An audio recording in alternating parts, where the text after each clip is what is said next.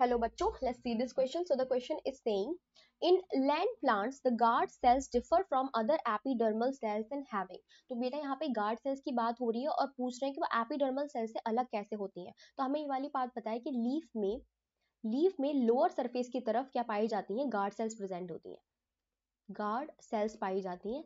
And these guard cell in their turgid condition, जब ये turgid condition में आ जाती हैं तो ये एक पोर बनाती हैं. ठीक है, पोर बनाती हैं, जिस पोर को हम लोग क्या कहते हैं, स्टोमेटा कहते हैं. स्टोमेटा कहते हैं. सो लाइक दिस, ये है, और ये बीच में जो पोर बन रहा है इसे हम लोग क्या कहते हैं, स्टोमेटा कहते हैं.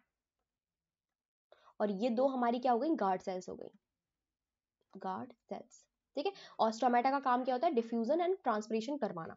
अब इसके चारों तरफ जो सेल्स पाई जाती हैं उनको हम लोग क्या बोलते हैं, एपिडर्मल सेल्स बोलते हैं. These cells are called epidermal sales.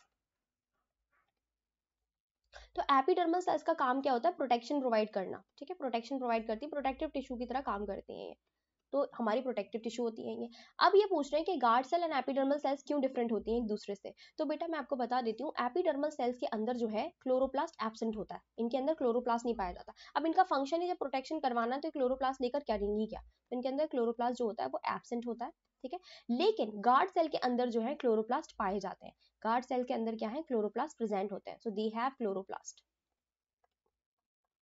Chloroplast इनके अंदर प्रेजेंट होते हैं. सो हमारा राइट आंसर क्या हो जाएगा, इन land plants the guard cells differ from the other epidermal cells in having chloroplast. A chloroplast is the right answer. I hope आपको समझ में आया होगा. Best of luck.